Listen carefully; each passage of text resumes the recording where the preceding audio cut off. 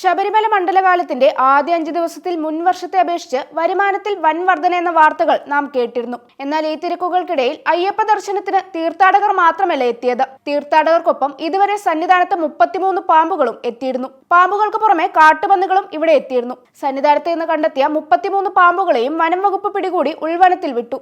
അതോടൊപ്പം തന്നെ പിടികൂടിയ കാട്ടുപന്നികളെയും ഉൾവനത്തിൽ വിട്ടിട്ടുണ്ട്. പിടികൂടി കാട്ടിൽ വിട്ടതിൽ 14 കാട്ടുപന്നികളും 5 അണലികളും ഉൾപ്പെട്ടതായി വനം വകുപ്പ് അറിയിച്ചു. തീർത്ഥാടന കാലത്ത് മുഴുവൻ സമയവും സുരക്ഷയൊരുക്കാൻ വനം വകുപ്പ് സന്നിധാനത്ത് സജ്ജമാണ്. 93 കാട്ടുപന്നികളെയാണ് ഇതുവരെ സന്നിധാനത്ത് നിന്ന് പിടികൂടിയത്. പരിശീലനം നേടിയ അനുഭവസമ്പത്തുള്ള പാമ്പുപിടുത്തക്കാരും എലിഫന്റ് സ്ക്വാഡും ഉൾപ്പെടെയുള്ള വനപാലകർ സന്നിധാനത്ത് ക്യാമ്പ് ചെയ്തിട്ടുണ്ട്. സന്നിധാനത്തേക്കുള്ള യാത്രക്കായി പരമ്പരാഗത പാതകൾ മാത്രം സ്വീകരിക്കണമെന്നും വനം വകുപ്പ് നിർദ്ദേശം നൽകിയിരുന്നു. അതേസമയം ഇന്ന് രാവിലെ 9:30 18-ാം പടിക്ക് സമീപത്ത് നിന്ന് പാമ്പിനെ പിടികൂടി ഉദ്യോഗസ്ഥർ. വിഷമില്ലാത്ത ഇനം കാട്ടുപാമ്പാണിതെന്ന് വനം വകുപ്പ് ഉദ്യോഗസ്ഥർ അറിയിച്ചു. കൈവരിയിൽ നീണ്ടു നിവർന്ന് കിടക്കുന്ന നിലയിലായിരുന്നു 2 അടിയോളം നീളം വരുന്ന പാമ്പ്.